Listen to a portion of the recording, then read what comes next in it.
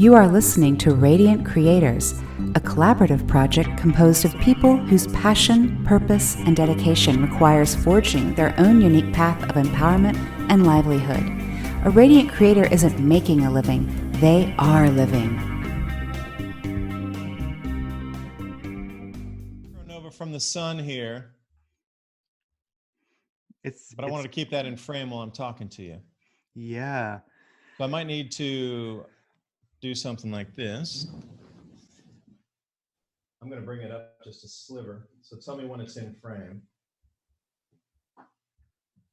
So it's in frame. There you go. I need to lock down my tripod. There we go. All right. Look at that. Good afternoon, everybody. All right. What's up, crazy Thanksgiving? Good afternoon, everybody. That's very, very true. Yeah, it's not the turkeys. It's not CO2. It's the cosmic rays making the turkeys bigger. I know. Just put the turkey on your roof for 11 hours and it'll be done. Oh, no, that's scary. Yeah, well, it's that cosmic blast there behind you, that very cheery picture of the, was that like a big mass coronal ejection there or just cosmic rays? My friend's a painter and I was over at his place, I don't know, a couple months ago. And, you know, I was talking about Douglas Vogt's work with the micronova from the sun. And at the very bottom of the painting, you can see a city down there on the bottom. This is like an X2000 flare or something that would just completely, you know, fry everything on the surface of the planet and put a black mat down from so much burned vegetation off of a continent.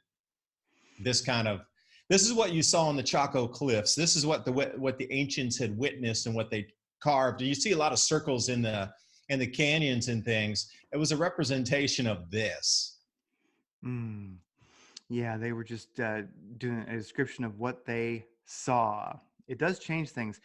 When you start to become aware of the coronal mass ejections and what the sun can do in plasma and such, as you become more aware of space weather, especially cataclysmic space weather, then it's time to go back out in the Arizona desert and look at the hieroglyphs, because it will change how you see them, put things in a whole new context.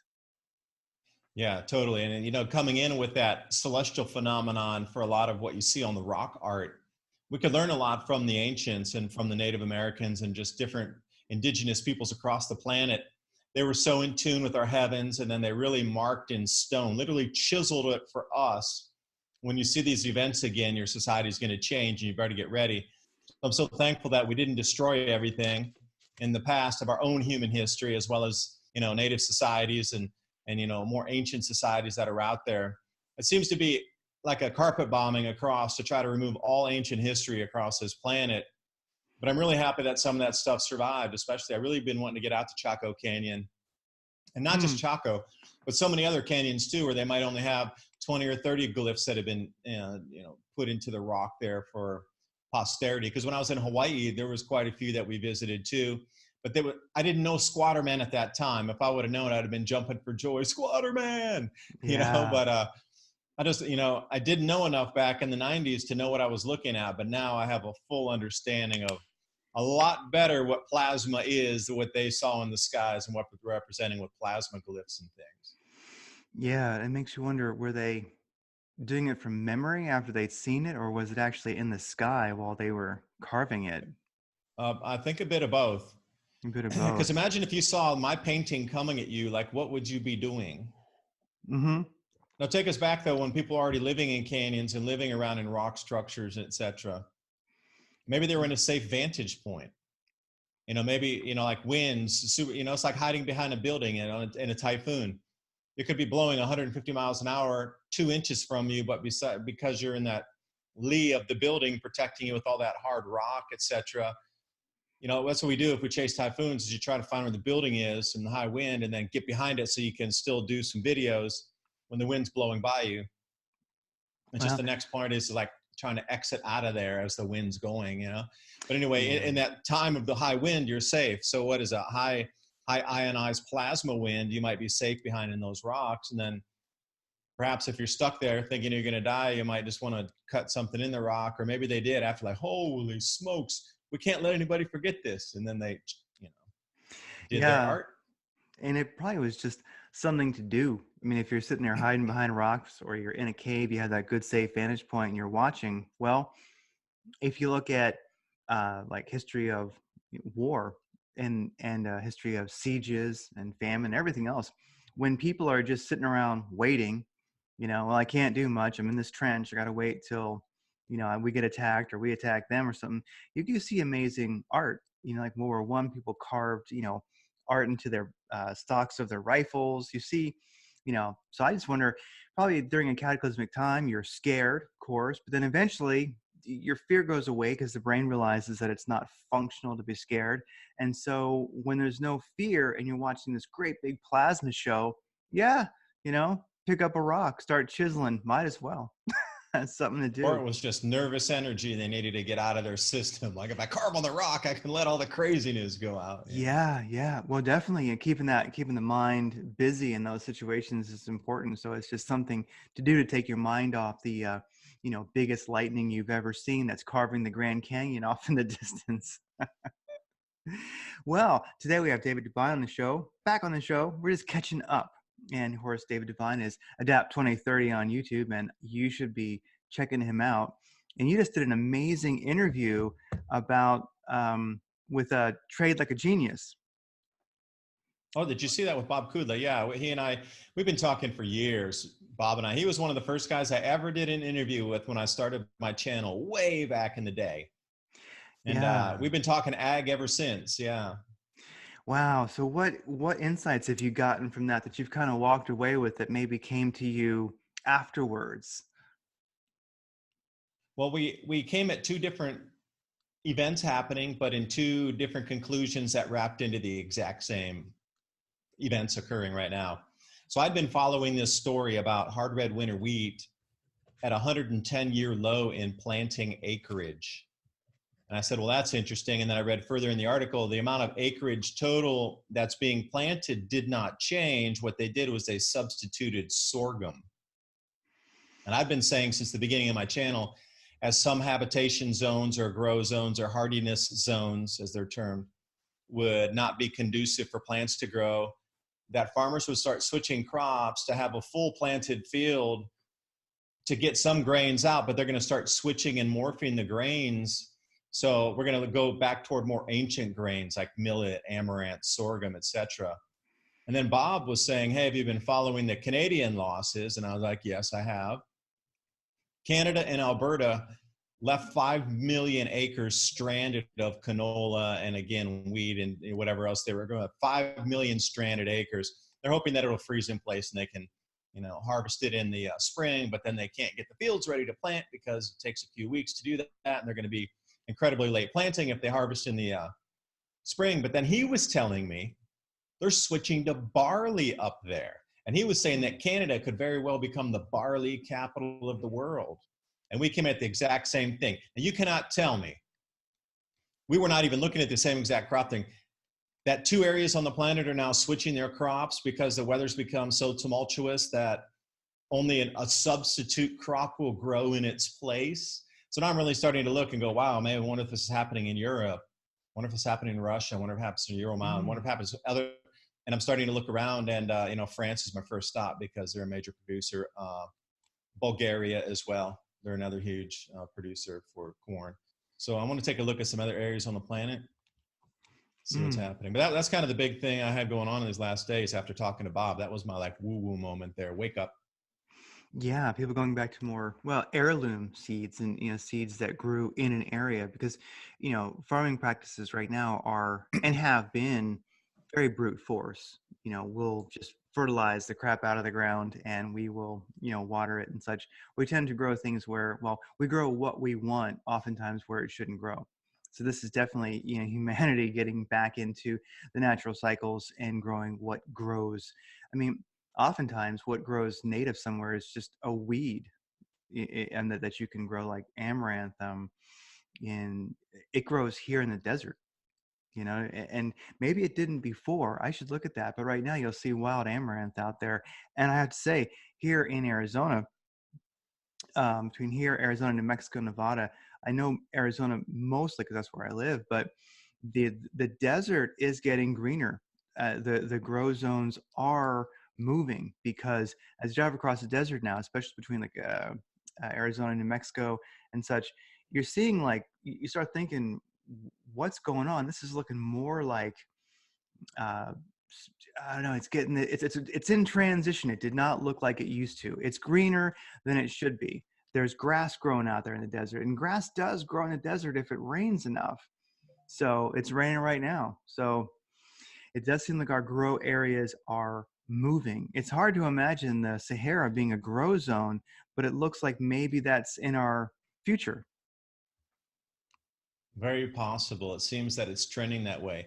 And Arizona, I did a little research about that. They used to raise ostriches in Arizona circa 1910, circa Mm. 1900. How many farms used to be there? An enormous amount of farms used to be in Arizona. And then they dried out and then they left. So some of the farmland people are looking at to purchase out in Arizona, New Mexico area were former farms back, turn of the century, last century, 1910, 1880, 1890. But something happened climatically, or there's been a real dry out in the last 120 years in those areas, 140 years. So it seemed like we were at the very, very, very end of a cycle on the dry edge of it. And now what you're looking at is the North American monsoon Mm. back and bringing a lot more moisture from Baja, what you're seeing right now. So that trend should continue. So the desert Southwest is going to become a new blooming breadbasket in America. And then again, looking at around a 4,000-year rain cycle all across Northern Africa. And you cannot tell me that Tunisia, Algeria, Egypt, where else? Israel all had record grain production this year. And it's just a random happenstance. Now, Morocco had super epic record rains in the beginning in the planting season, but then it tapered off during the regular growth season.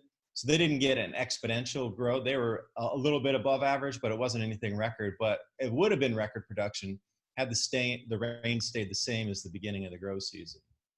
But the Tunisian grow zones are expanding. Algeria had record production last year, but this year it eclipsed that record production again. So you can't tell me that all these things are happening and that's just random happenstance. And if you want to do some Google searching or DuckDuckGo search, whatever, just put in record grain production Algeria 2019, record grain production Tunisia 2019, record grain production Egypt 2019, record grain production Israel. The Mount Tambor area really bloomed off. And then we got this Fertile Crescent that seems to be re-emerging again. I mean, they didn't call it the Fertile Crescent thousands of years ago because it was a dry desert. Humanity didn't evolve out of Babylon because it was a dry desert. It was verdant fields, forests, orchards, and rivers. And it seems that it's just starting at the cusp to come back. Once again, Fertile Crescent 2.0. Maybe we're not there for the oil. Maybe we're there for the emerging Fertile Crescent that will become a new grow zone. And we had to establish ourselves in militaries and overseership of the area first, pretending it was oil. And now we come back and it's really about the grains in the future about 5-10 years from now. Well, it's like something that you were talking about in an earlier interview when you're interviewing Trade Like a Genius. You mentioned how everything really right now is about the GSM. So we have a lot of geopolitics happening. We have, tariff wars, and we have much going on. Of course, the mass immigration, and you make a great point that it is all about GSM, or it very likely could be, because it's the same as if you know about space weather, then you look at Squatting Man, you go out and look at the hieroglyphs and you see it differently. You go, oh, wow, this is different. Now this is a whole new meaning. And where you always kind of pondered what they meant, now you can look and really ponder and go, yeah, somehow when I go out and look at them now, I connect to them and I go, I understand. It's like I understand the person who was doing this. I get it. Now I understand. And it's like that person and I are going to exist in the same moment, very likely, looking at the same hieroglyphs. And so you start to connect to that. But also, like you're saying, everything is about the GSM. So when you look at world politics, geopolitics, just the disasters that are out there, all of a sudden it starts to make more sense, or at least it gives you a new way of looking at things. You go, how does this fit the big picture?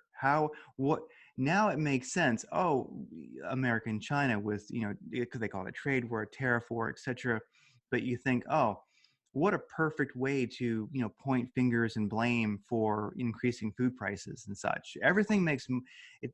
One thing about the GSM, and a person might ponder, is it real? Well, of course I think yes, but look at world politics, look at world events right now, and it's like GSM starts proving itself because the world is reacting to it in ways that make sense, if that makes sense.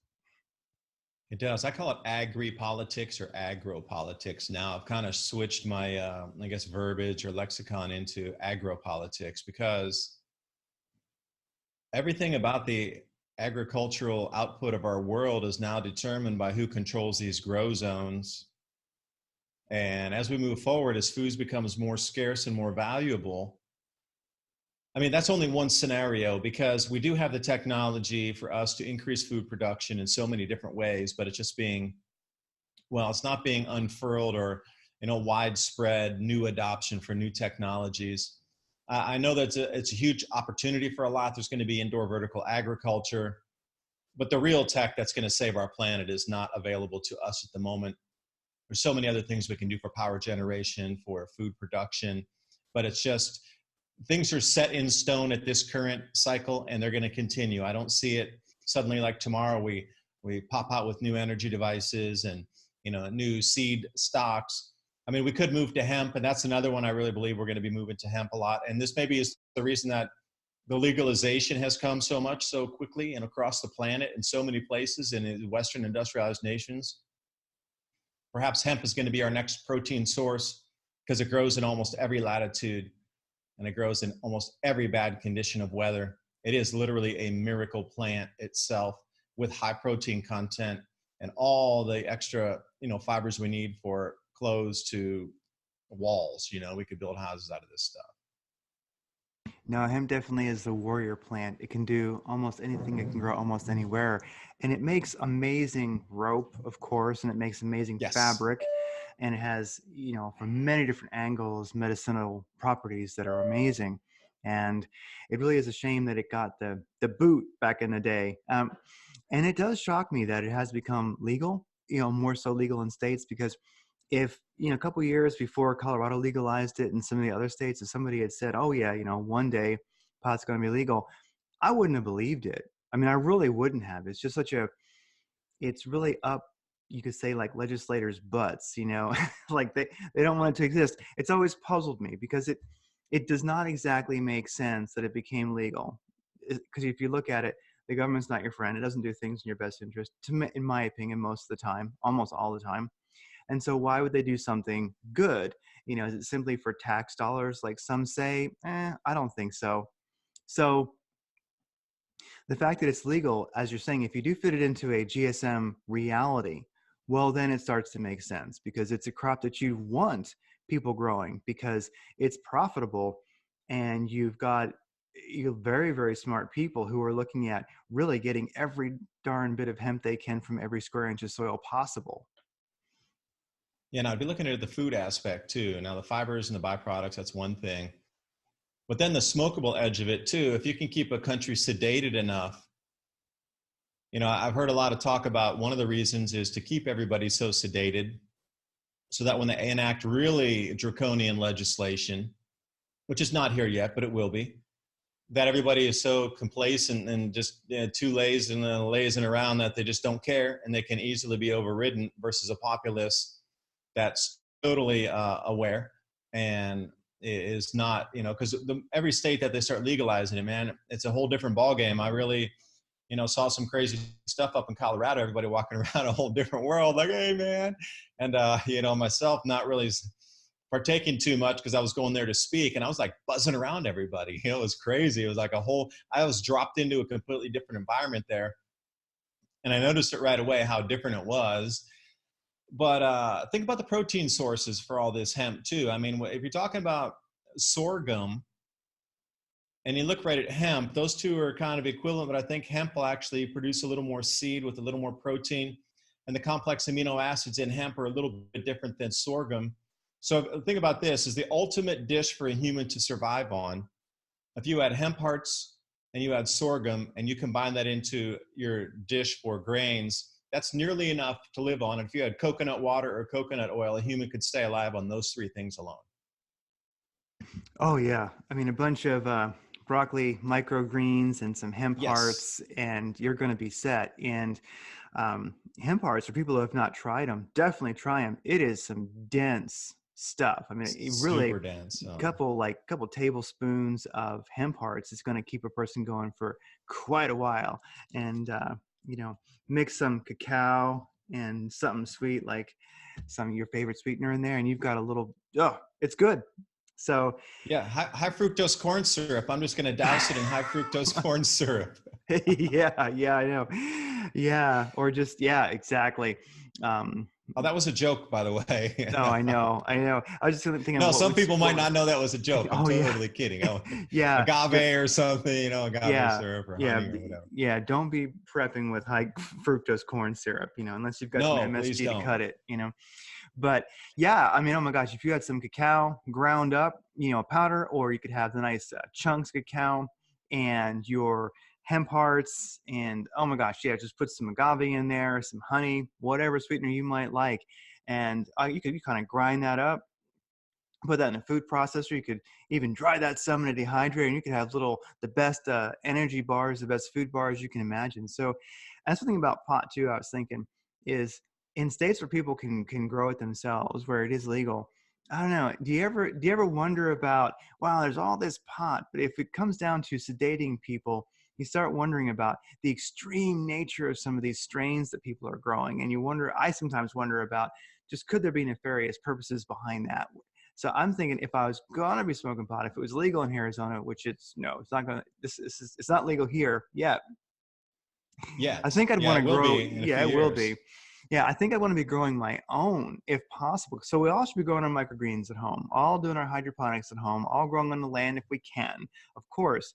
But also with that, throwing in some good quality marijuana might be nice because, well, hey, when you're sitting there, carving Squatting Man into the sidewalk, it might not hurt to have a great big doobie, like, woo. And that way you're not smoking. Who knows? You go into Colorado or, of course, California, Boulder. You go into the pot stores there, or in like Nevada. It's just like this pot mecca. I can't believe this thing actually exists. But I also think I this know, is a me little. too. It's crazy, isn't This it? this is a little too easy. I mean, especially Colorado. I think they're an extreme like no other state. Well, Washington State definitely competes. So Washington State, you walk into these like pot mega stores, and I just question like, what's in this stuff? I don't know. I know most of the manufacturers are legit, but that's a lot of pot that could be used to control people if there were like secret additives in there. So, are you more of a go to the store kind of person or grow your own, so you know what's in it, organic? Well, yeah. And then also, you don't have to. So we're talking about two different animals here. The one is for smoking and consumption. The other one for your mind. But the other one is for the human body for protein source. So if you're going to grow it yourself, you could focus on growing the seediest heads of that you possibly could get. So for me, if I was going to be able to grow my own in certain states, and I think Tennessee will be legal, and I think they said 2 more years, you'll be able to grow up to 100 plants per person. Well, I wouldn't be growing it to smoke it because you could always buy that from somebody. I would be growing it on the seediest possible strain that I could find, because that's what you want. You want the seed for the protein content. And as you look at the different varietals out there within the species, there has to be one that's exponentially seedy above all other ones. And it wouldn't matter if you get any leaf or any flowers out of that for smoking, because somebody else is doing that, and there's all kind of that around. And that's mainly what people are going to focus on. So that's always going to be readily available. So you don't have to even worry about that. But what you do have to worry about is your food. And if you could get that down, I'm telling you, there has to be a strain. And if anybody knows what the seediest strain of cannabis out there is, not hemp. We want to get to the seediest flower heads. Hemp and seedy flower heads are way different as well. So it'd be a smokable variety that has the seediest flower heads. And, hemp is just mainly for the fiber and some leaf and stuff. So if anybody has that research information out there and knows that perhaps there was a strain in the 1930s that was too seedy and they used to grow. Remember now, back in our American history, even back into the, say, 1910, 1920, people grew hemp all the time on their own local farms. They had really protein source out of it. It was a huge industry at the time. Then it started to interfere with too many modern industries such as cotton. That was a big one that I know of. And again, new pharmaceuticals for some of the things, as well as petrochemical industry for the oils that got it. Because again, hemp, you can get oil out of that. If you have an oil press, you can get hemp oil out of it. And if you have an oil press, if you're growing for the seeds, then you can still get oil out of that, just regular, very low THC out of the seeds. And then you have oil, and then you have protein. Yeah. I think that's a winner. I want to go for the seediest bud I could possibly grow. I'm taking it as a food crop legally. Yeah. Yeah. It'd be interesting to see what our, like back in the 1700s and such, when it was legal to grow, like what kind of pot did George Washington grow? Like, because it was natural to be growing it, and people definitely weren't wasting time. Life was harder, it was different. And so if you were growing something, you wouldn't grow something like, okay, sure, maybe you'd grow some pot to smoke. Sure, cute, whatever, but it probably wasn't one of their concerns. It would seem like there'd have to be a reason. So I bet you if we researched the pot that George Washington grew, that like the founding fathers were growing, you would find that maybe that's the real industrial, jack of all trades, master of none kind of, or jack of all trades, master of all pot out there. Because I'm going to research that. What kind of pot, making a note, did George Washington grow? Because that's probably it. A bottle of whiskey was 25 cents or something, right?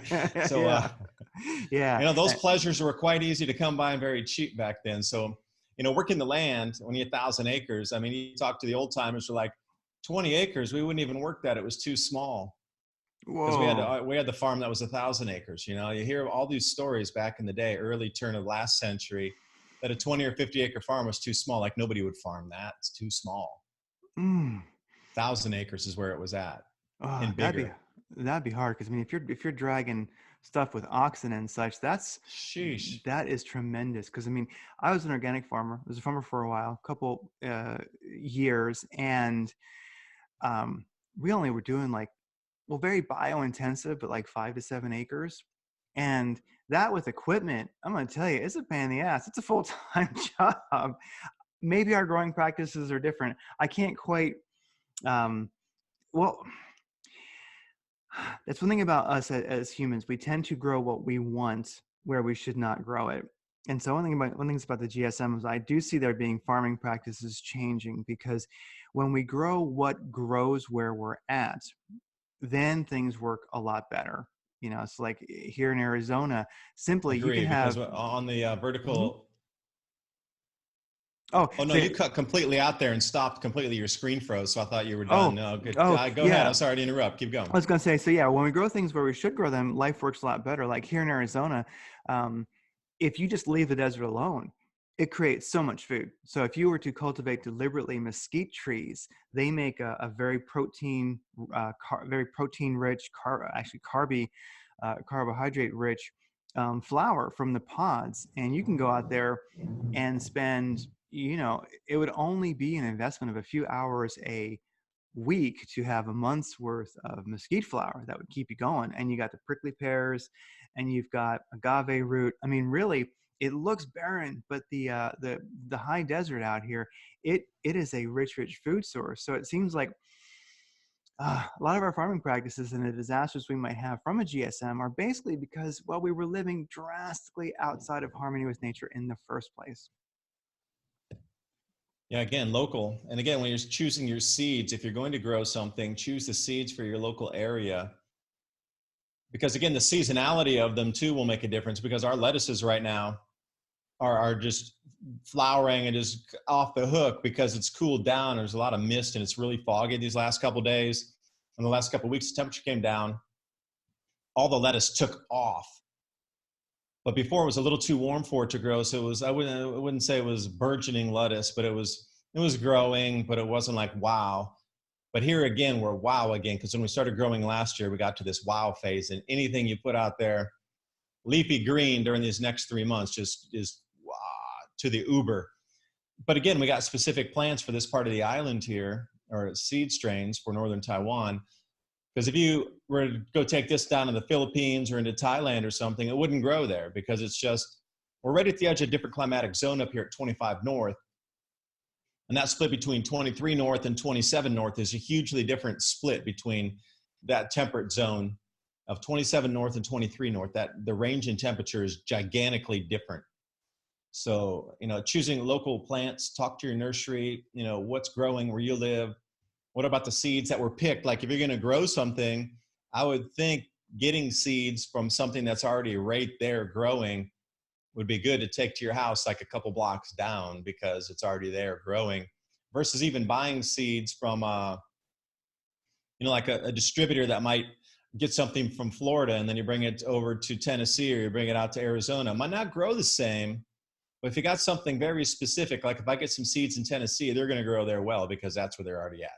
Even that microclimate of a half a degree difference or something, a degree difference, the moisture, everything's going to be a little bit different than where the seeds are actually plucked from locally and then replanted in that same area. So it's the time of the neo prepper, like the new prepper, I think of it, because people have been prepper minded for quite some time. Well, maybe for forever they have been, but the GSM creates a certain type of prepper, and it's a little different than the normal sort of soldier of fortune prepper, where they're out looking for local seeds. Because that's something I would encourage people to do is what do you like to eat? Does it grow where you live? And then find those local seeds.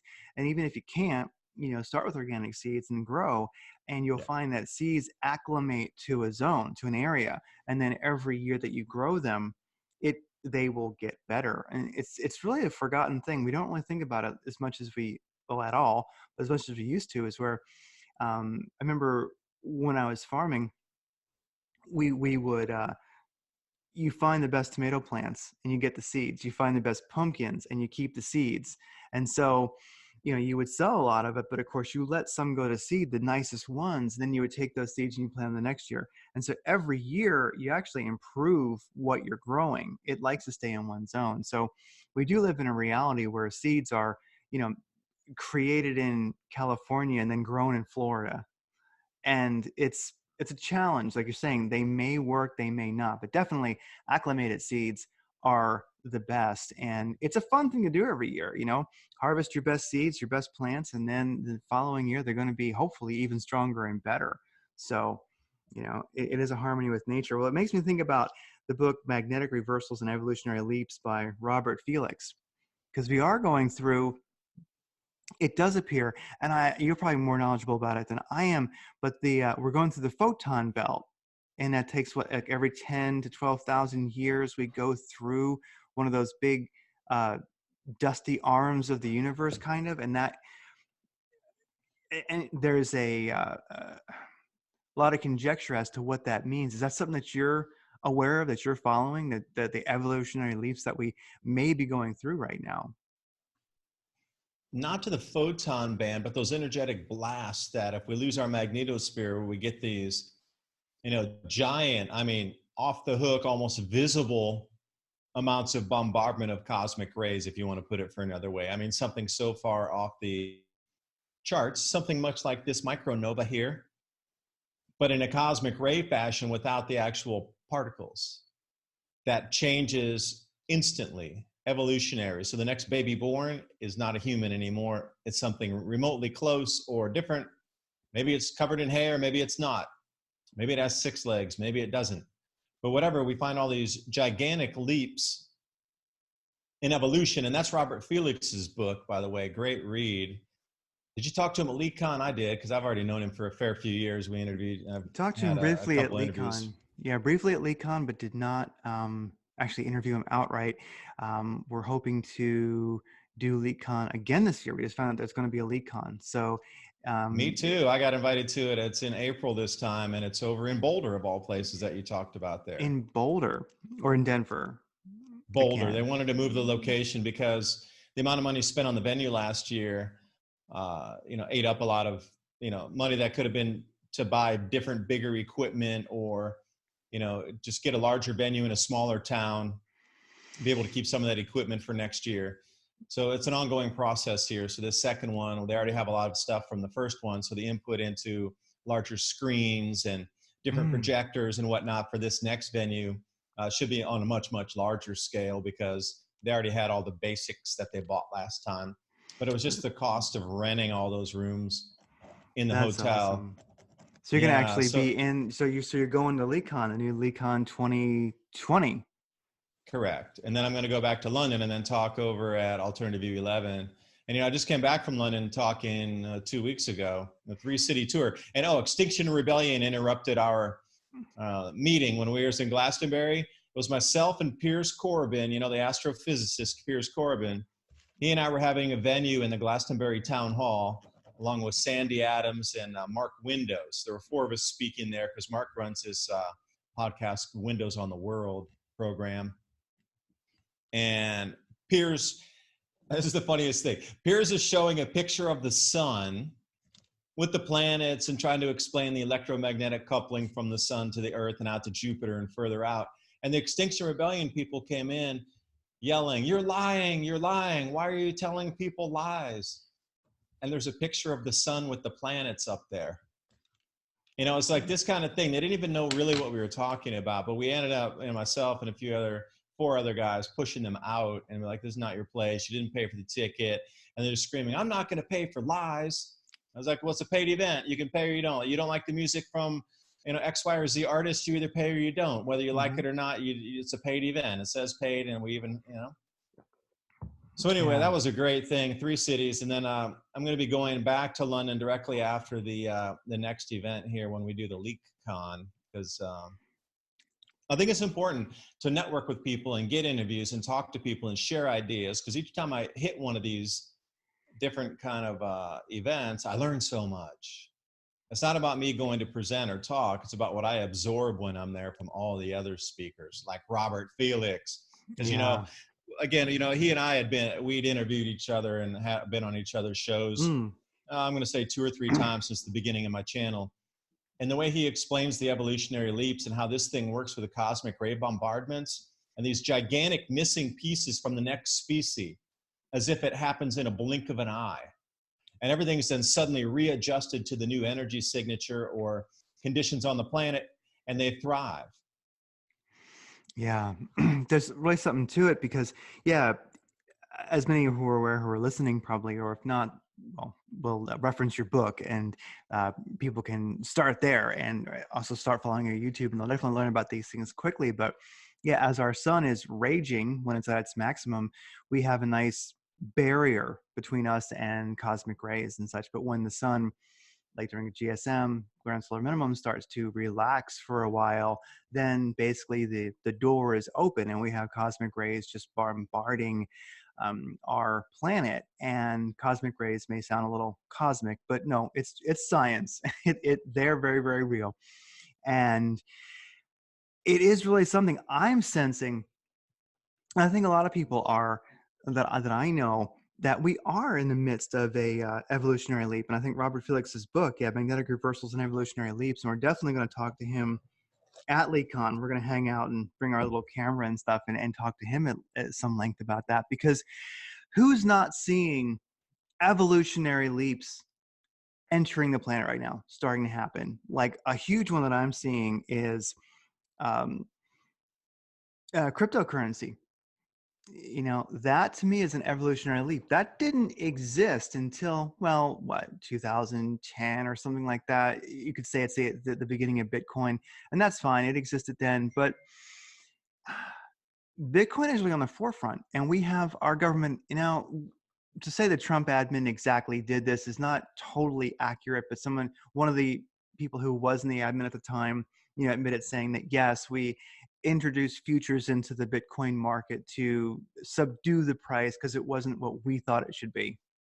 Basically, they actually admit it to to Market something manipulation. horrendously illegal.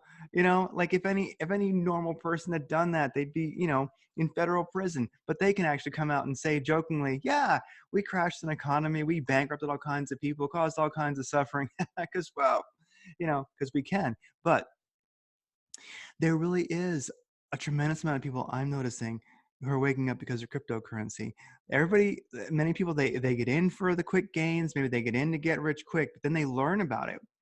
And so I'm seeing an incredible consciousness rising, like I've never seen it before, who are aware of central banks, who are aware of that really fiat currency only exists because of a monopoly of violence that a country has to enforce its value. And it is amazing to see how that evolutionary leap is taking place, and it truly is a peaceful revolution. It just is. Just people have knowledge, and they're beginning to live differently. They're beginning to see currency different, and they're beginning to see their governments different. They're going, wait a second, you've been pushing this fiat currency thing. You've been manipulating markets. Wait a second, I've been a pawn in your game for a long time, and I can go from just getting by to actually beginning to invest in and create wealth just by the knowledge that I have and how I think through this evolutionary leap that is taking place. So it seems like rather than live at sort of a poverty, just getting by level, people are beginning to understand how, hey, I can have wealth. I can create wealth. Maybe it's only $1,000 of wealth a month, but I can begin to create real wealth rather than just be a wage slave. And that is an evolutionary leap, I think. I think when we look at the currency wars, America is dead set on having the dollar above all else, above all others. And that's, I guess, something you can say the Trump admin has done well, but they're off balance. You look at the Dow Jones Industrial Average, you look at the S&P 500, you look at the Russell 2000, they're pumping so hard, it's nuts. Our market just has to retrace. And when it does, it's going to be an interesting world. So anyway, that's a bunch of babble I just did. But how are you noticing evolutionary leaps in consciousness? Yeah, I am. The first thing that most people will just notice that something's wrong or something, they feel like a skittishness around the planet, and everybody in every country and every continent feels it. Just something's different right now, but nobody can really pin it to a single. You're telling me that there's 21 uprisings across the planet against the current government structure in terms of debt and payment and food pricing and transportation and fuel costs at the same week. Last week when the KP index was down to zeros, when all these things flared off. I don't know if anybody was watching the KP index last week, but it went down to zero for a couple of days. And this is when everything seemed to go, dry bamboo flame off super fast. I think that the magnetic fields of our brains and the human itself is affected by these very low solar wind or no solar wind indices that have an effect directly magnetically on our minds. And that's no joke. When you look at the physiology of the human brain, why can we only stay in space for a certain amount of time? Why do they have to have artificial this and this around the heads? And because, magnetically, our brains are very sensitive to different magnetic changes. So if the magnetic field of our Earth changes, magnetic field on our sun changes, energetic particles not coming our way to ground us, what's going to happen with us? And the Bitcoin as well. I mean, we had the technology back in the middle 90s to run Bitcoin. So I don't know why it took an extra 15 years for that thing to come out. But now it's coming where, this whole debt system has run its course where there's no more debt. I mean, you could try to create it through the developing world to get them to bring on debt, but it's just not happening fast enough. They need a full reset. Because if there's a full reset, everything can start from zero, and then it's everybody at the same time again, versus trying to focus in on a bunch of developing nations where half the population's living on $1 a day. Very difficult to put debt into that system because nobody's ever going to take that risk. And it's very, even in medium wage, if somebody who's making $20,000 a year at a very minimal level compared to $1 a day at $365 a year, where are you going to insert debt into? There's only so, if you were born in the United States, you won the lottery when you were born, because a lot of places I traveled, Over half the planet lives on $1 a day or $2. I'll be generous. More than half the world's population lives under $2 a day. And everybody's squibbling and quabbling about they're not making 200 grand, 500 million bucks a year in the States. Why don't you go elsewhere and see what it's like? And then to understand how the whole debt cycle works and this whole competition phase, we don't really need it. If everything was automated with technology and we had technology doing most of the work of what humans were doing, but so we've already set it up where we need these labor jobs. So when technology comes in, it displaces humans, creates the problem because we're in this debt system. If it was technology to serve us without the debt, we would be in a wholly different place. So I think that this transition period here between the debt system that needs to be reset into a functional economy that still has tradable value, that has something that we can exchange between peers. This is why crypto is being put out right now during the downturn of the high food pricing and all these changes in society, electromagnetically, financially. And you have to think about it in these different ways too. Over our society, there's going to be a huge population migration during these times. But people are going to still, fiat's not going to work so well during this transition phase of this current iteration of our, I guess, existence on the planet. And I don't believe it's a 400-year cycle. I believe it's a far, far, far more powerful cycle, something on the 2,000 to 4,000 year cycle, which is really going to upset the cart here. So fiat's not going to work. Debt systems at the end, they're really at the very end of the end. Like you can't even inflate anymore because you can't have that. They're at the 0 point of extruding more debt, or I say there's nowhere else for it to go. So they have to reset it. And I can't, and why is crypto coming out at this time? Again, like look at all the quirks happening at the moment. If you start to look at all the dots that you can connect, marijuana legalization for possibly new crops, maybe sedation of a population, all this stuff that's going on with this clown land socialist movement and like all these things that are just wasting everybody's time, but they get millions of people caught up in not thinking about the real problems of our society, but thinking about what you should call somebody. It's ridiculous on where the energy is flowing when we could be using this to build our societies and transition for these changes.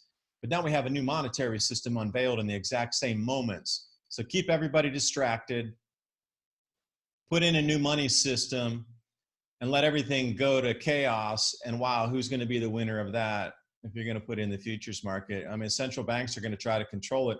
I think that's why they put the futures market out there to stop it, because the central banks were not in control, but now the central banks are far in more control of the cryptocurrency markets than they were when it organically rose. So they crushed it enough to where they could gain some control, and now it's going to run again. And I firmly believe it is going to run 2.0 just around the corner. Although I've said that for 6 months, 2.0 just around the corner. Oh yeah, no, it is around the corner. These things are very hard to see, because when you zoom out on, let's say, Bitcoin, because that's what most people are familiar with, and it is the main store of value when it comes to crypto. I'd say it's the main store of value. The gold standard is Bitcoin. If you zoom out, you can see it's been on an upward trend since its creation. It's been on a rocket ship to Pluto since it first hit the ground. And we interviewed, I forget his name. Oh, I'm terrible at that. But the guy, one of the creators of Bitcoins and Friends, and we interviewed him about, Bitcoin. It's a great animated series to watch, Bitcoin and Friends. If anybody wants to get a real feeling of what is blockchain, like I don't know what is Bitcoin, watch that series. It's a couple episodes are out, and you really get a deep understanding of what is crypto. How did it happen? How did Bitcoin come to exist? But the awareness right now, that to me is a huge evolutionary leap, in that I think that crypto was not there, and now it is. It's electronic. It's very, the blockchain, you can say also, and then cryptocurrency, Bitcoin specifically. Then of course there's all kinds of utility tokens. It's a whole different way of storing value and also registering assets and such, and having smart contracts where the contract between several different parties is written in a blockchain, and each step of the way, when people sign off, then the money moves. So people can't cheat on contracts. It's an amazing time, and the awareness that I'm seeing, it just really astounds me, because almost everyone in crypto, and there's more and more people in crypto all the time. I mean, since I do crypto for a living at the moment, I have people always ask, how do I get in? How do I start? I just want some Bitcoin. What do I got to do? And it's a whole different mindset because you can't, like, it's almost, people talk about gateway drugs. Crypto really is a gateway drug to understanding how the banks work, how the governments work, how debt works, how we are.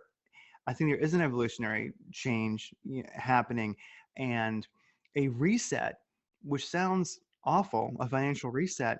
It isn't. It's so good. Yes, it's disastrous. It is. But if you're like the neo prepper, I guess you could say, then you're invested in things that are going to pump. You're going to, that's the thing.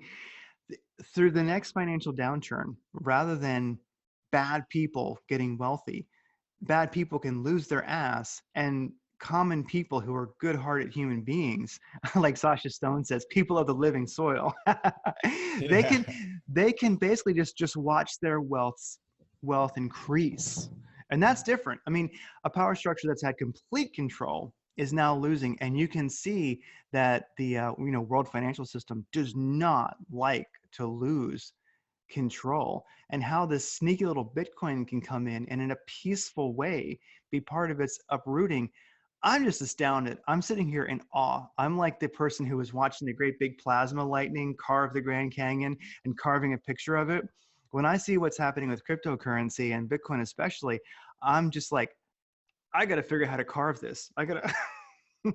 BTC on the wall.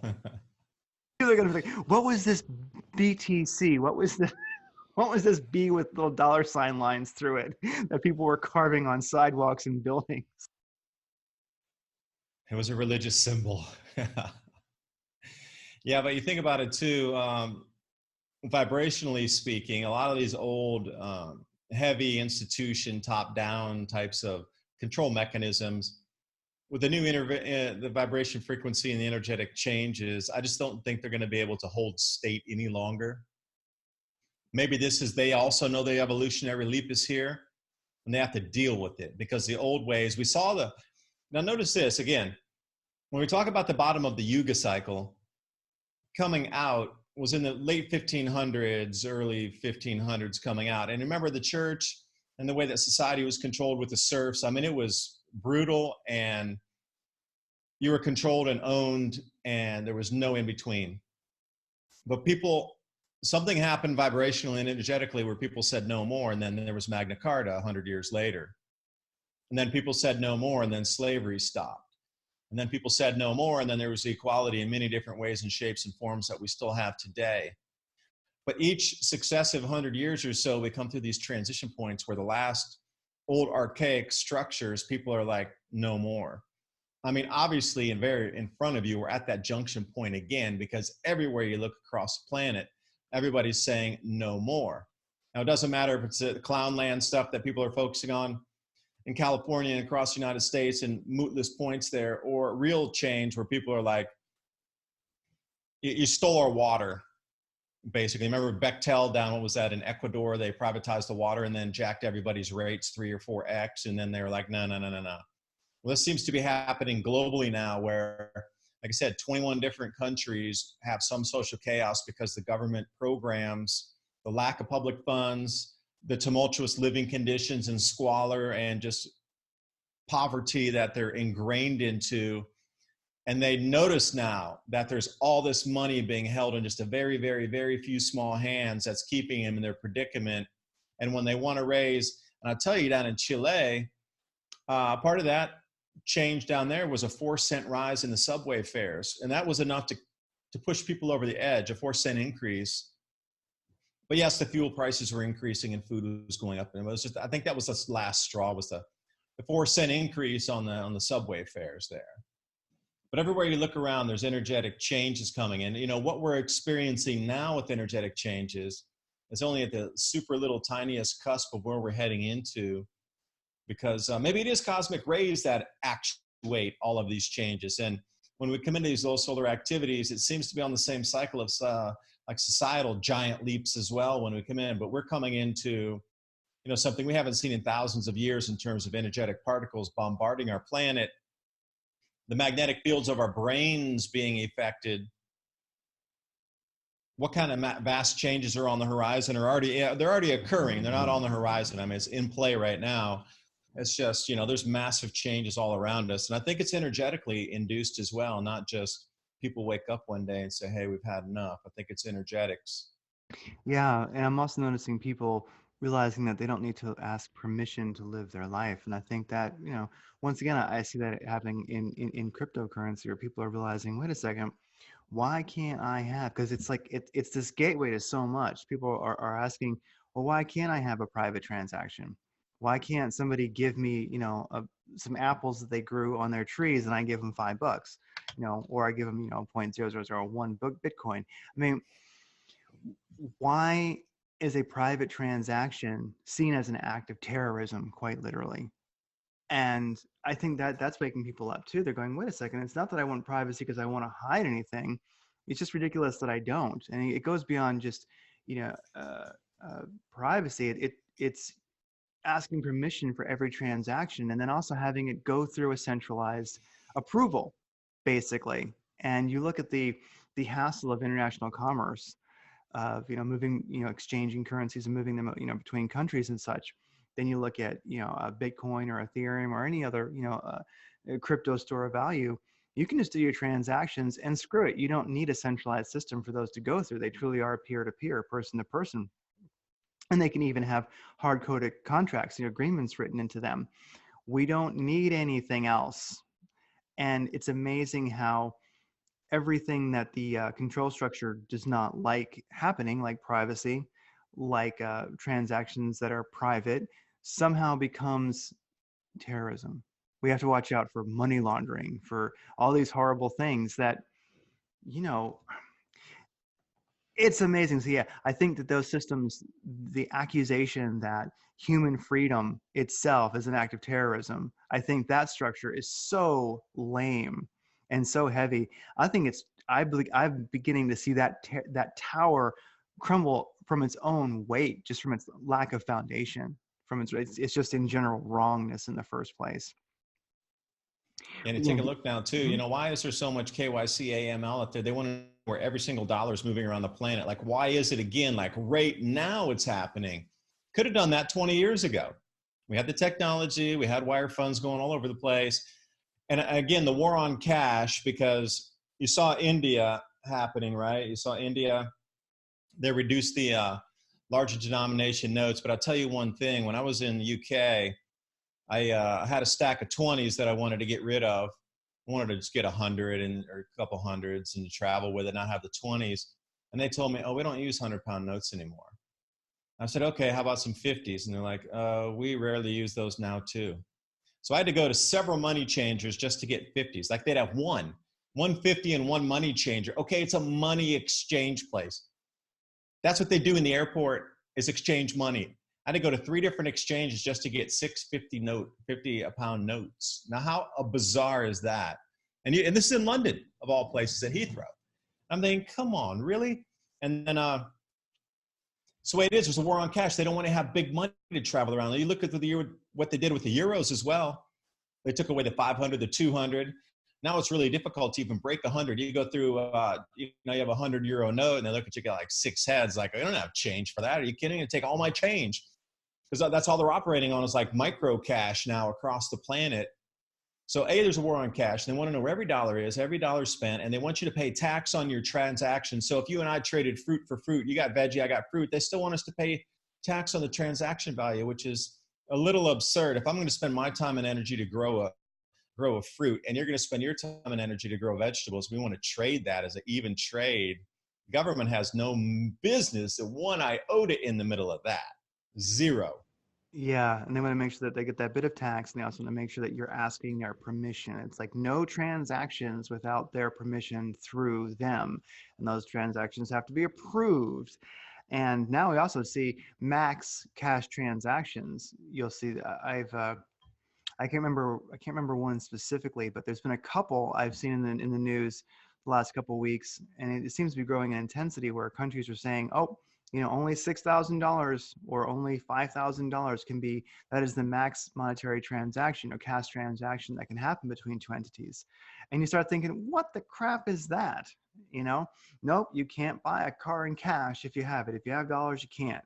You have to buy it, through credit or through, a wire exchange, et cetera, et cetera. And it's very eerie. So I see a huge evolutionary leap there. Because I'll call it the empire is really showing its hand. And I'm definitely seeing an evolutionary leap in consciousness where I really think people are getting it. And I'm lucky to be, working in crypto right now, because I see people getting it who never even thought of it. That evolutionary leap is coming in. They were just open, they were aware, and somehow or the other, this energy just hit them. And they went, wait a second, I'm not going to ask permission to live.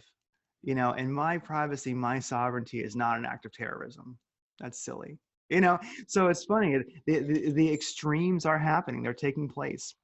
Well, like in Hong Kong, I mean, really that's not, to me, as far as I can tell, that's not getting a lot of world media. At least I'm not really seeing it, but yet tremendous stuff is going on there. Have you been following that at all? I sure have, because I'm making my decisions to leave Asia based on what's happening down there. So first things first, you're hearing about PolyU and the violent students inside there. It was just, they were regular students protesting, and the way the police cordoned it off, it forced all of them into the university. So what they did is, normally during these protests, it's like, like the old thing about 1700s, like the British soldiers went this way, and then the colonialists went that way, and it was like more of a front fight, and they just kind of traded territory a little bit. But what has happened is China's put AI in charge of the response measure here for the Hong Kong. So they're using artificial intelligence now, not human-based, to decide what to do. Well, anyway, this AI program said close it off like the Warsaw ghettos. And what they did is they closed down sections of the city so nobody could get in as they were escaping from one part, and they funneled them into the university. Now, after they funneled them into PolyU, unbeknownst to me at that time either, 99% of all internet traffic through Hong Kong is housed in the buildings in PolyU there. That's at the university. So by the police going in and taking control of the university, they also took over the internet hub of Hong Kong under their control now. That has 99% of all traffic. Now, secondly, what they're doing is they're trying to look back through different ISP records to see who has downloaded the Telegram app or the Line app, these encrypted communication device apps. And then what's told to me, and I really can't, I'm still, and I can't, should I say it or, okay, this is with a grain of salt that I've heard from two different people, that the AI program is now talking about anybody who had partaked or even one iota looked at, saw, seen, partaked, has downloaded the app, whatever, in terms of this revolution inside Hong Kong to get more autonomy back, is to be loaded on trains and taken into China for trial. And they're talking about emptying out 25% of the city and repopulating it back with good, hardcore communists that will support everything that the party's doing. And this is what the AI program wants.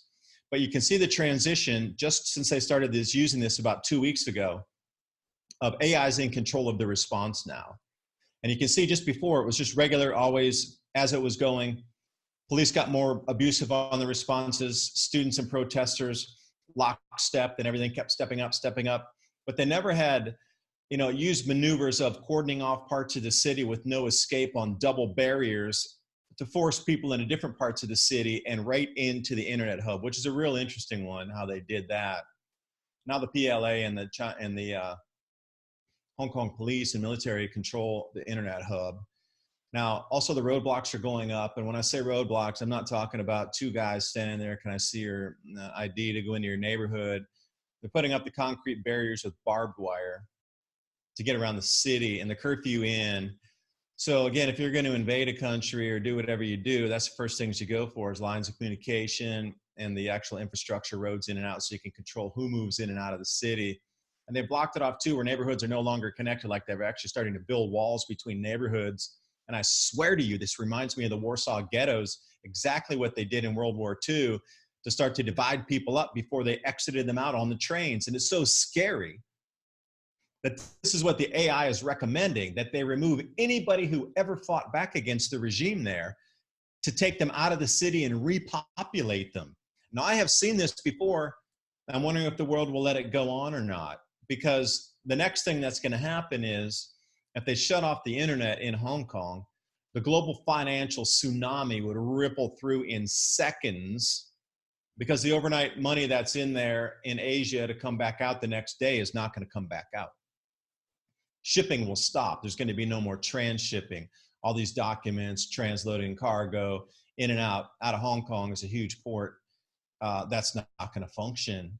Nothing would function. And how long can you really turn the internet off in Hong Kong before you disrupt the global economy? I'm saying it's going to be used as the get all, do all, one huge excuse to explain everything else across the planet, why there's lack of goods of food, why your food price is so expensive, and why things are just lacking in the markets. It's Hong Kong. I already see the play, and it's getting kind of to the point here where everybody knows something's really gigantic just around the corner because of what's happening in Hong Kong. It's under like 1/5 of an eighth of an inch under everybody's consciousness that what happens in Hong Kong happens to the rest of Asia. But you out there listening, your banks are overnight lending in the interbank rates here. We come back to the central banking again. If that locks up, they're going to call banking holidays everywhere, and they won't let any money move out. So if you have crypto and you have an internet access, you still have your money, and you can trade between peers. Because like you said, if you want 0.00001 for a piece of fruit, and I'm super hungry and my bank's locked up and I can't get any money out of the ATM like Cyprus or Greece, I will happily part with that 0.0001 so I can eat, and we have a fair trade of value then. And then we could start to see real world uses of crypto when the traditional banking system does its little quirky dance and locks up everything on purpose, no less. I don't think it'll never let a good crisis go to waste. I don't think it's going to be on purpose. But here's another next case use for Bitcoin or for crypto. And we could do it faster with Stellar or Digibyte. That stuff moves in seconds. Bitcoin's still clunky. It's slow. It's expensive on the fees. You're talking Stellar. And you can in about 2 minutes, and it costs like a cent or something to send any amount of money from Stellar. Now, by the way, Stellar has been the one that's been planned for everyday transactions after Bitcoin goes up to around 10 million USD. XLM, that's Stellar, right? XLM, I think, Yeah, Stellar, XLM. And XRP is Ripple, and that's a central bank. They own it. They can cut you off at any time. It's not, you don't own anything. If you own Ripple, there's no keys, man. You just have the coin, and they control it.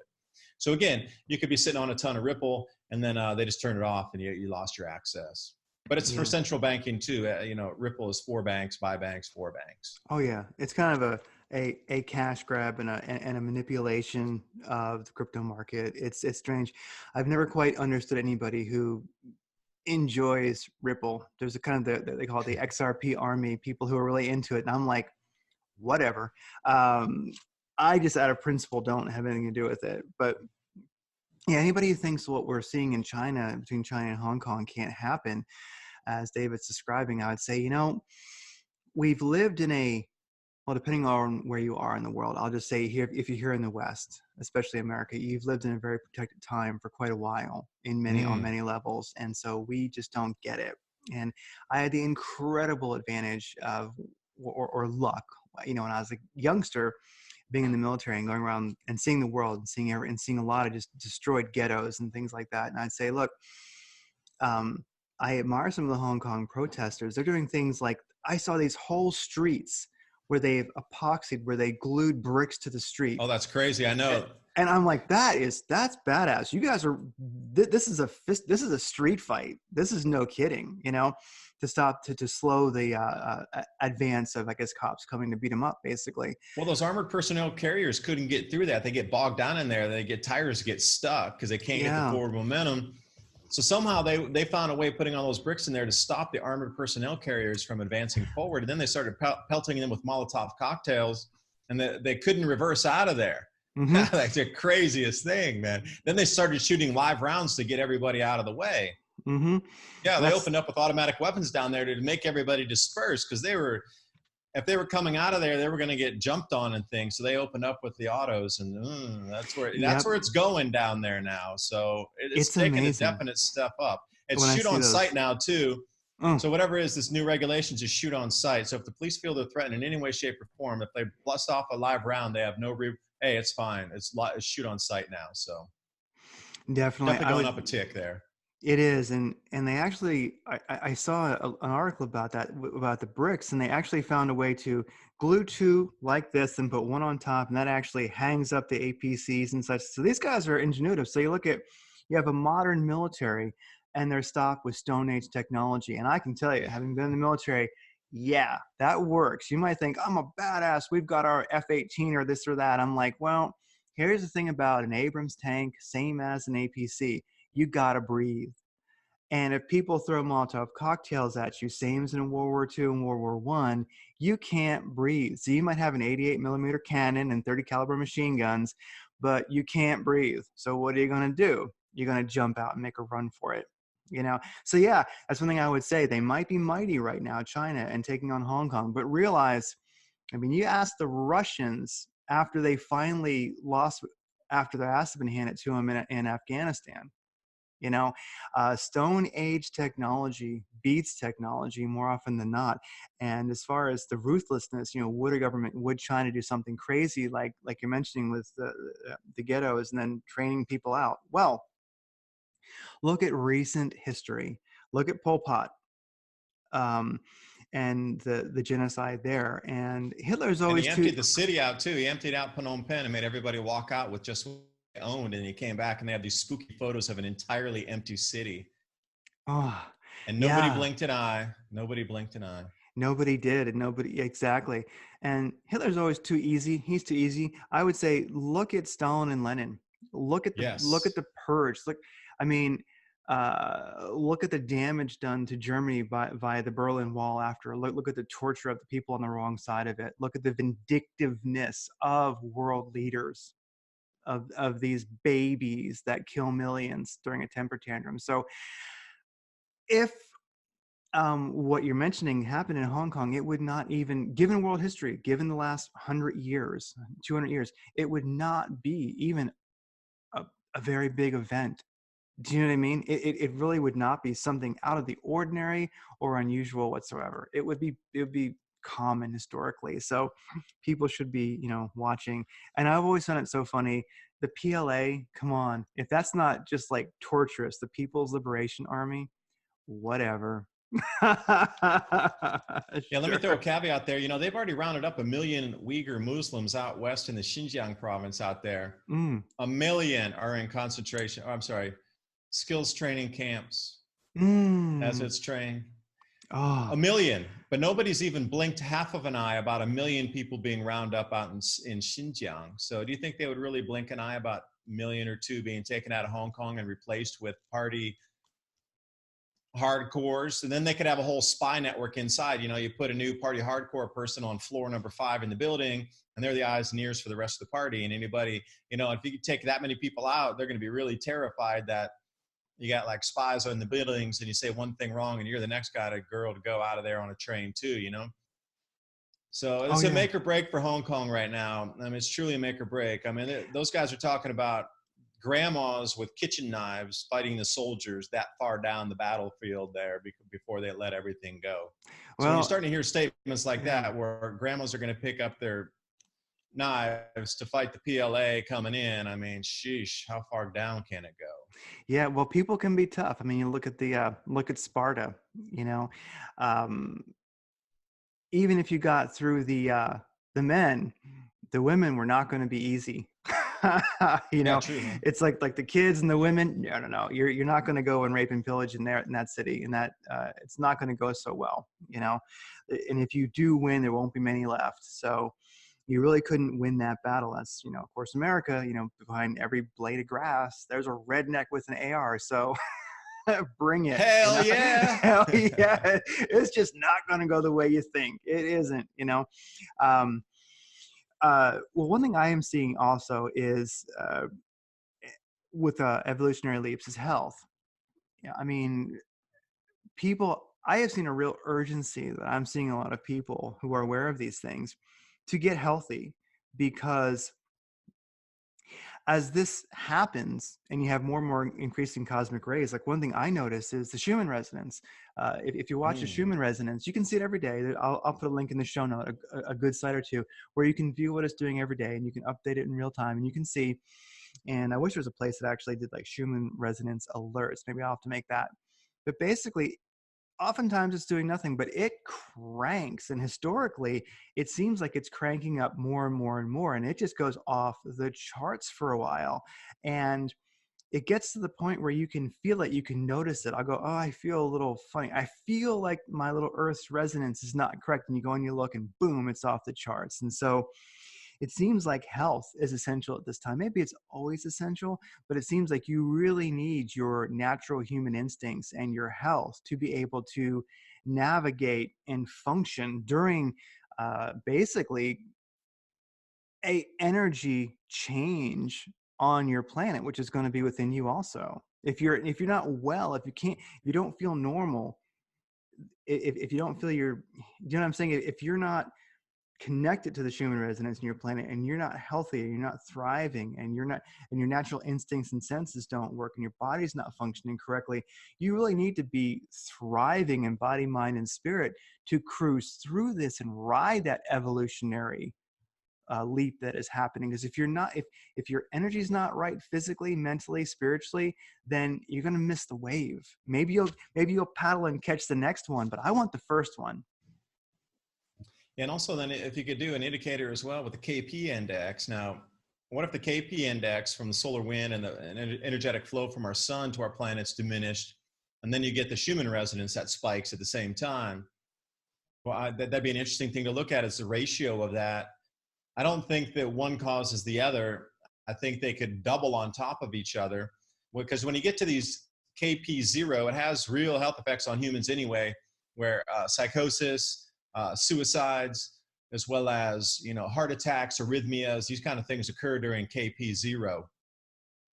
Much like the Santa Ana winds have an effect, when people really start to get agitated and fight, and there's a lot more violence and things with the Santa Ana winds with those positively charged ions. Same thing when there's no solar wind coming and our magnetosphere has a chance to puff out. Magnetically, we're being affected. Our brains are having some definite electromagnetic effect on them with a KP0. And then couple on top of that, Schumann resonance, there's got to be some connection there between extreme events and maybe an overcoupling of both of those factors or indicators. Yeah, it's always fun to measure. Yeah, that'd be great to look at the KP index next to the I'm going to Schumann look at it right resonance. now when you're talking right here. It's a Yeah, super one. I already have it on my phone. Yeah, and see like what I'll look at the Schumann resonance while we're talking here and see if it's and see if it's Yeah, and also cranking. if I could, while we're both looking up Yes. something here, I just watched this movie Zeitgeist Addendum, not Zeitgeist itself, but Zeitgeist Addendum. There it is. There's a Schumann resonance. It's cranking up. So it's cranking today. It's big. It's off the charts today, big time. And then if we could couple in the solar wind on top of that, and then take a look at it. Let's see what we got here. This is off NOAA's prediction center. So this is what we were looking at right here with the KP index. Let me come this way. So is that high or is that low? Is that? It's way higher than it was before. It was at 0. Okay, now the Schumann is way off the charts. It's at. Okay, so what you'll be looking for is a 0 KP with very, very, very, very little solar wind, and then a high spike on this, and I think you would get like a crazy effect out of that. The power personally. is that. I think because the KP now there's some wind kicking at us, and now there's some more pressure and a few things on top of us here. When I'm trying to see if I can grab, I screen grab this thing. The power. Yeah, okay. The power is at 57 right now for so take a look at what it was Schumann. Before. This is what it was before. You see how there was none. 0, yeah. And this was back on the 19th, 18th, 17, 18, 19, and 20. These 4 days, there was almost no solar wind coming at the planet. There was almost very little particulate coming, energetic pressure, if you will, coming at us. And then when we look at that today compared to what you're seeing on that, It's Yeah, very, very different because you can see how much more there is comparatively. You know, I wish I could put those side to side, but you can see how, oh you know, yeah. we're getting up into the KP, what, 2s and 3s and 4s. So it looks like there's a little more solar wind pressure coming in now. Yeah, so we're seeing a lot. Yeah, this is really So what intense. I'm looking It's for is a 0 KP where there's no solar wind pressure coupled with a spike in the Schumann resonance. That's what I think. There might be a magic formula in there somewhere to see civil unrest or how people behave differently and look for major world events to occur in those points from this mm, point forward. that would be a very good page to make, where those things were, you know, charted alongside of each other, and you could look at events that are happening, because this started about 3 a.m. UTC on the 23rd today, and usually we're down at about like 10. I'm not sure how they measure this exactly, but Yeah, it's usually we're, between 8 and 10 somewhere. I've seen it as high as 40, and that's a crazy yeah, reading. today, right now, it is 57. That What? is, I've never seen it that I've high. never seen it. I The mean, highest I've ever seen it is 40. yeah, I know. So there we go. There's a big view. 57. That thing is roaring right now. So these are things, you know, and if you're working on that health, if you're working on body, mind, spirit health, you're doing your yoga, you're doing whatever you're doing, you're working out, hitting the gym, eating your organic food, keeping your body clean, cleansing it, scrubbing it inside and such like that. And you got your good spiritual practice, your good intellectual practice. I mean, then I think you're going to be riding these things and you're going to be doing well. Because I mean, we're built to thrive. We're built to take it, you know. So we can take a crank and Schumann resonance, but it's all about, is it affecting you positively, or at least if you're getting kind of ground down by it, you understand. You go, oh yeah, I feel kind of like, that's a great one for people. I'd say, hey, start following these things. Look at the KP and look at the Schumann. Look at them side by side every day and think about it. How did I feel? What happened in the world? What was going on? Because these measurements, they work. They really do. You'll start to say like, what, you know, how did I feel? How do I feel when the Schumann is really high? Is my energy good or is it low? How's my mood? Am I grumpy? Am I euphoric? It's just something. And then eventually you'll start to feel a certain way. And then you'll go look and go, yep, I could have guessed exactly what the KP and the Schumann were doing, just by the way I feel. Yeah, Because because you those have a are meter. energetic reflections of the world around you. Yeah, it's an energetic reflection of what you can't see with your eyes, but can be measured electromagnetically. Yeah, So exactly. it's taking you and giving you a different range of vision, literally, outside your visual spectrum. Yes, that's what we should be doing, because we have all these meters. Like we can look at the Schumann resonance and we can look at it and go, okay, we can see the KP index, but you've got you have a meter inside you. You know, you can feel them. And that's a good way to train your internal meter, your internal feeling, just because you can. That is a great exercise. Yeah, if you want to be a natural human, if you want to ride the wave, just start following these things and feel and go, okay, now on my own meter, I bet you, given just a week or a month or so, you could probably tell somebody if they asked you what the Schumann resonance was doing and what the KP was doing and other ones. So anyway, there you go. Tune in to space weather. It's Next really time we go to important. 0, I'm going to call you and go, Craig, what's the What's going on? I'm like, what's going on? I'm carving BTC in the Yeah, sidewalk. it is stoned. Yeah. I am actually cleaning out my body by using grape skins pressed into wine during the Thanksgiving holiday season. I'm internally cleaning with processed grape skins. Oh, hey, well, you know, grapeseed oil is really good. And what is that? Oh, Resveratrol. Yeah. resveratrol. Yeah, you know, I'm kicking the resveratrol right now. It's the holiday season. We all need a little bit more We need a resveratrol little more. than I'm usual. I'm saying enjoy every minute because the food's abundant now and it's plentiful, and we should enjoy every last morsel and be so grateful and thankful that we have food this holiday season. And I encourage you to listen to people's conversations in the supermarket. Go shopping on purpose and go listen to people talking about the prices of, oh my gosh, because people don't ever go shopping for these types of items except once a year. So go stand around the ham section. Go sit in the, you know, the pork roast section and talk, you know, listen to people's jaws drop on the ground for paying $60 for a 2-pound prime cut of a roast or something you put in the oven. The prices are exponentially up on the prime cuts of meat, hams up, porks up, roasts are up, everything. And any kind of these once in a while holiday things that we use. And then look what's not in the stores that was there. And I wish you'd had a notebook of just 20 basic items that you could have a price of last year compared to this year, or even a 6-month interval is going through a supermarket. I remember these black beans were 57 cents a can. Now they're 97 cents a can, or whatever it is. Could be a million things. But I encourage you to take a look at the price differences and listen to the conversations in the stores during this holiday season as people are doing their shopping. Oh, definitely. And, a place we could get that, I'll see if I can find a contact. You know who knows? The best inventory control in the nation is actually Walmart.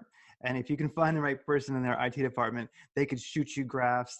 They could give you charts and graphs of that to a level of perfection. And so definitely, as we wrap up, because I don't want to keep you forever, I'm very glad that you did survive your experience with Extinction Rebellion. I like to call them Georgia Guidestone Rebellion myself personally, because I think that's what they're fighting for. And it always truly is amazing when they get like pulled off a train or something like that and tossed on the ground. They're very surprised, and that always gets me. They really are very surprised when they find that in general, most people just don't appreciate them. It's such an incredible shock to them that they're not appreciated. It always seems to catch them totally off guard. So when you kicked Extinction Rebellion or Georgia Guidestone Rebellion out, were they shocked? Were they able to comprehend that people thought different? And along with that, as we sign off, hey, Climate Revolution, your book, everybody buy it, print it, and give it as gifts this year. It prints really well. Yeah, so the Extinction Rebellion people they're not used to any pushback. Mm-hmm. See, what I've noticed in the UK is everybody just instantly gave them the power. Like, oh, it's Extinction Rebellion, they can disrupt. Oh, we have to sit here and wait because it's Extinction Rebellion. And then it started where they pulled that person off the train, and that was it. They lost their power. Because directly after that, there was like a whole spate of incidents that probably weren't most widely reported, but were being reported in the UK because they had to report on it. But I'm sure it didn't make much traction globally because they want that movement to continue. But while I was in the UK, a bunch of Extinction Rebellion people in London tried to, hold hands across a crosswalk. There were about 30 of them. Mm-hmm. And this is like hours after they pulled the people off the top of the train. Light turned green. Everybody just took off. Man, you should have seen them running like roaches to trying to go to safety because people weren't having it anymore. And then there was another girl that was trying to do her solo thing with her and her boyfriend, maybe. I don't know. There were a couple of them. And she tried to stand in front of a crosswalk and block part of it off. And then this one guy got out of his car that she blocked. He walked up to her, grabbed her smartphone, and threw it into the middle of traffic. And she just started breaking down and crying and then walked off the side of the road and was like, get out of my way. And it was like incident after incident. So anyway, Piers and I are in there. And, the four of us, me, Mark, Sandy, and Piers are in there doing our presentation. It was a 4-hour gig in the Glastonbury Town Hall. But those two, the guy and the girl, came in to disrupt the place in the beginning, and they were super angry and like agitated. But when we all stood up, they go, oh shit. They weren't expecting that. Like they didn't expect 5 guys to just stand up and walk right at him and going, you're leaving right now. So anyway, there were others of their friends waiting out on the street that quickly left because one of the guys who was at the door that was, directing people in is like, yeah, there's this group of people waiting down there. So I am sure that they were trying to feel out the situation to like start the ruckus and then send a phone message or whatever. And then they were going to get a group of other ones to come in. Now we'd put, notices and posters around Glastonbury about our talk about the sun, it's not CO2, it's not you, it's the sun. Let's talk about real climate debate. If you have any ideas, we invite you to come along.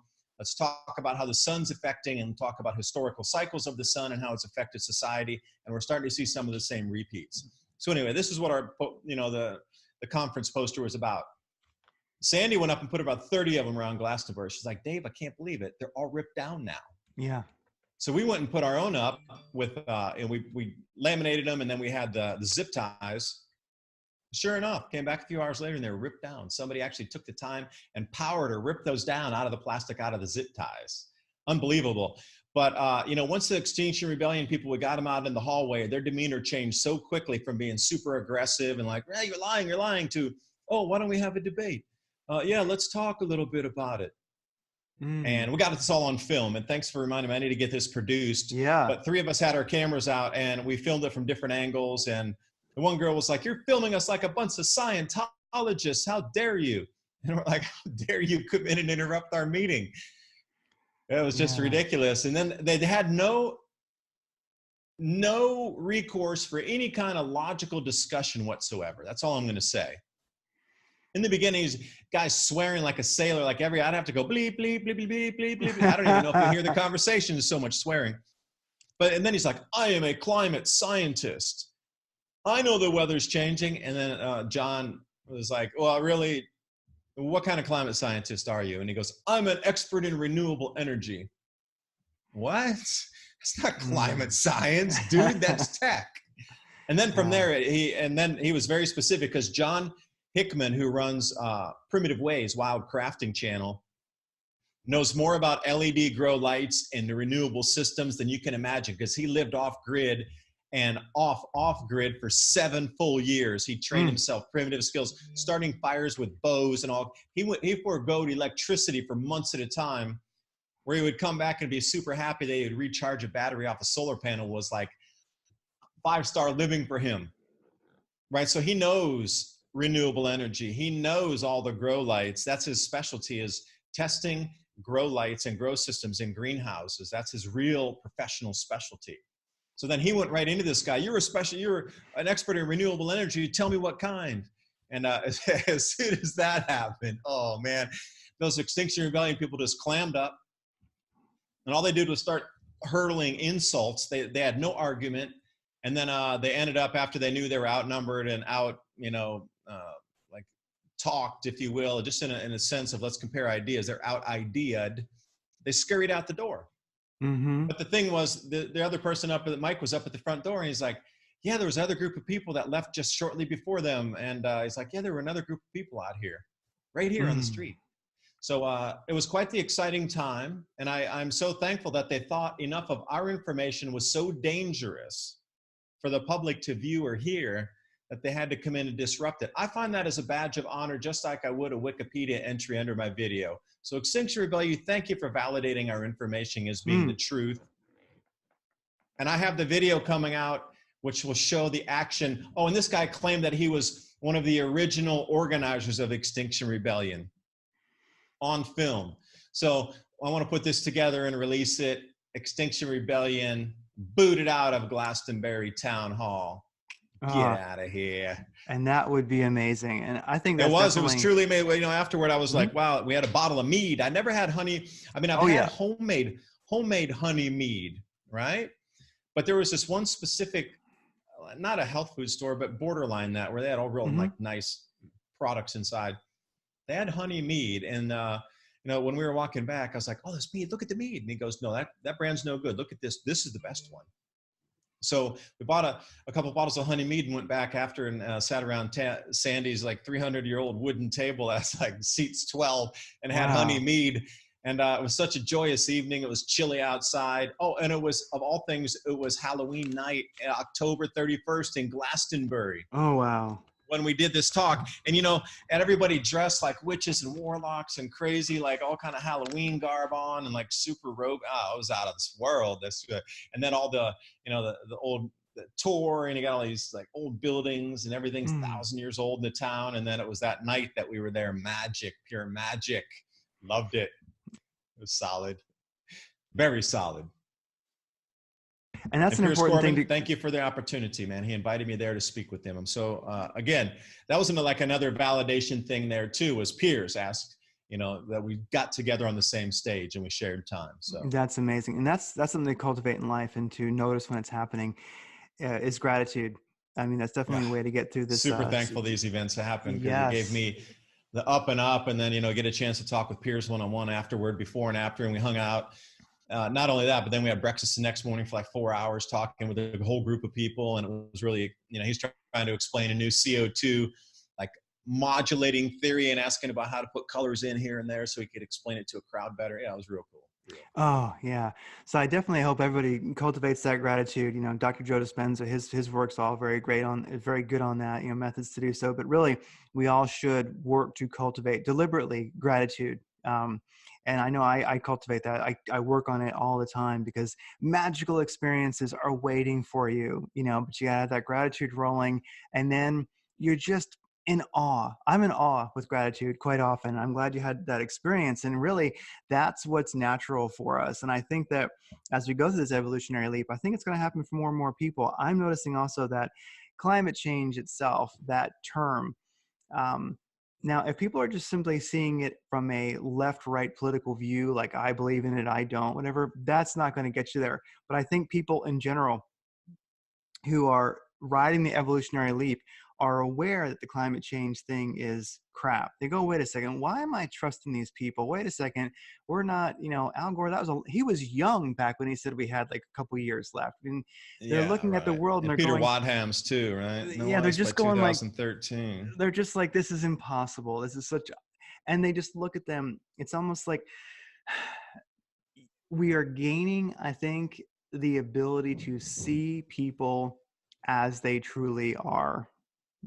Climate emergency declared in the world of the year.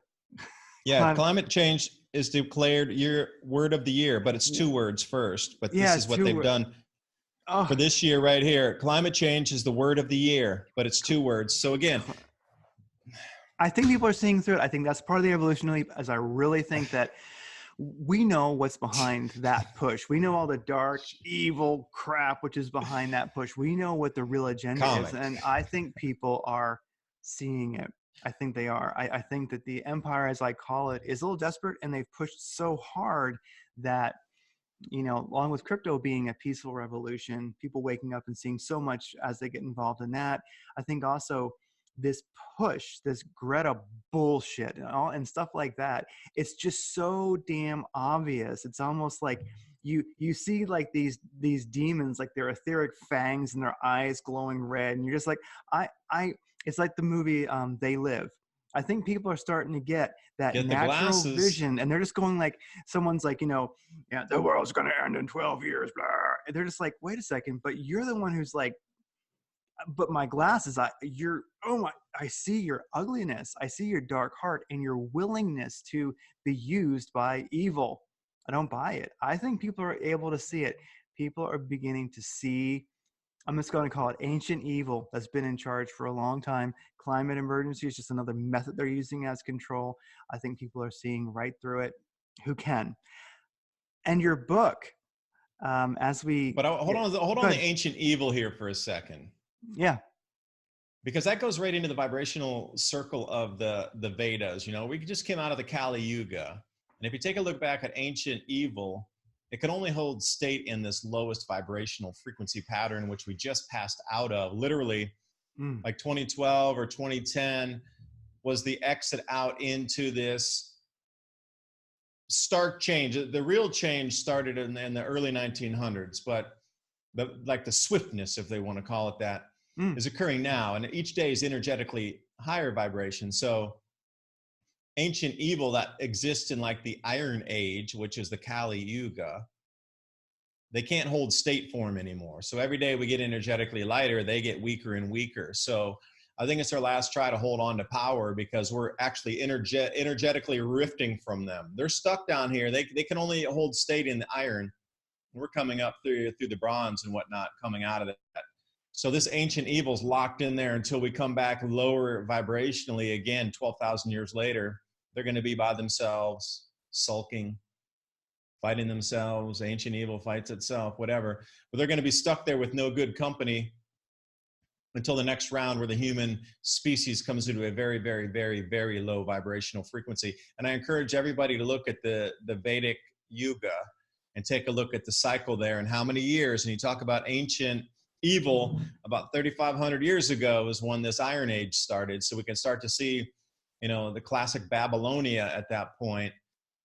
But going far, a little further back into the Sumerians that were around 7,000 years, that was the descent into the iron. So the descent every year was getting darker and darker and darker, from 7,000, 6,000, 5,000, really dark. And then it's in the iron around 3,500 years ago.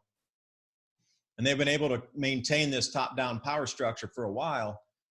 But again, everybody's seeing through the illusion, like that girl pushed too hard and they pushed the message way too hard. They blew the barn door open because it was too much pressure.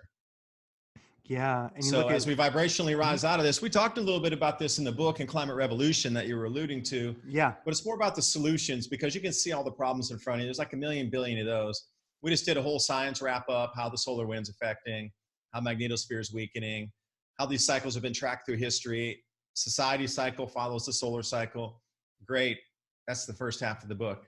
The second half is the most valuable, about the solutions, like getting the greenhouses up, learning how to get your own soil made so your plants grow better. There's an enormous amount of things that you can do yourself, transplanting, different kind of seed storage, whatever. There's a whole plethora of things, all the way down there. So you can get ready. So you can do real world preparations, canning, storage, and all these kind of things, including growing. yeah. And if you're getting ready, if you're reading the book, if you get Climate Revolution and you print that, give it to you, print it and give it as a gift to people. It prints very, very well out of a standard printer. If you can do dual-sided color, it just looks wonderful.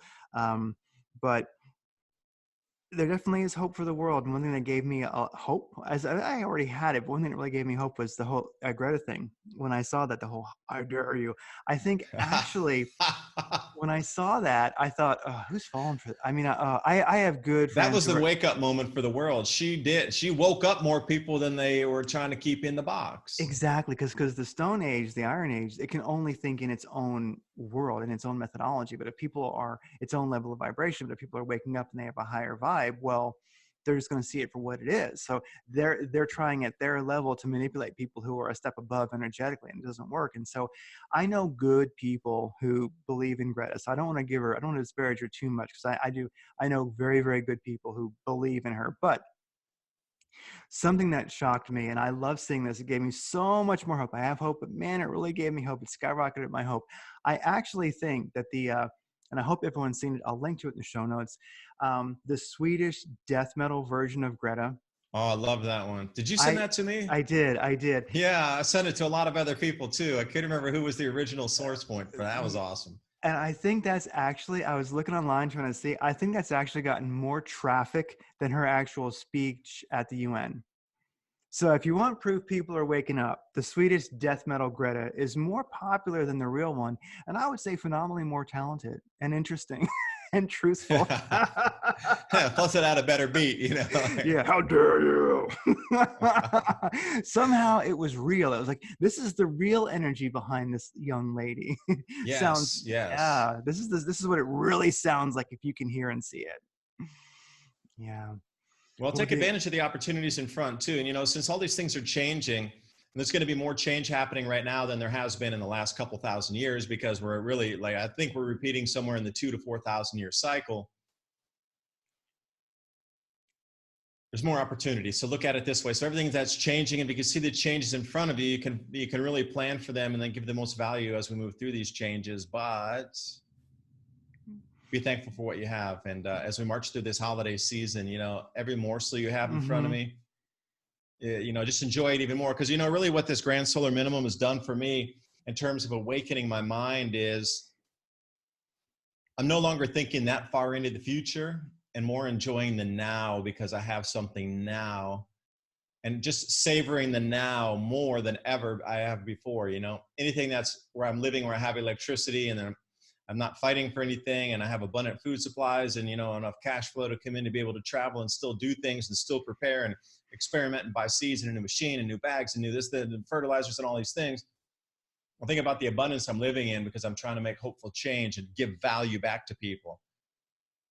So this is why I'm right in the middle of being super thankful for everything. And as you do come into this holiday season, when you look at that large piece of ham on your plate or on the table, or that large turkey, realize that you're so blessed right now to have this kind of abundant food supply where most of the world doesn't. They live on less than $2 a day. And you are so lucky. Oh, and the last thing, the zeitgeist. When we were talking about central banking in the beginning, I saw this. It's the most quirky that we're just talking about this, because I ended up watching this film, Zeitgeist Addendum. Not the original Zeitgeist, but the addendum version from 2008. They have this section in there about 15 minutes into the film. It's a 2-hour thing. This 20-minute section of the economic hitman followed by this most brilliant explanation of how central banking works, and then followed a little bit by the Venus Project going into, we don't need all this economic debt using technology. And I was always just thinking the same thing. I'm like, oh, this guy's thinking the exact same thing. Technology to serve humanity without debt. It's the most brilliant movie. That 30-minute section there of the explanation of how the central bank works and how it needs debt and competition to work. Without the debt and competition, we could be living an entirely different life. And, I really think that perhaps the last interglacial, 108,000, 118,000 years ago, we were living like that, because it seems to be the default for humans that we are manipulated now to live in this debt system with competition, having to, work and fight for things that we get versus having technology give it all to us. And then we go out and live in different ways and still give value back, but in different ways beyond the monetary means to keep the society functioning.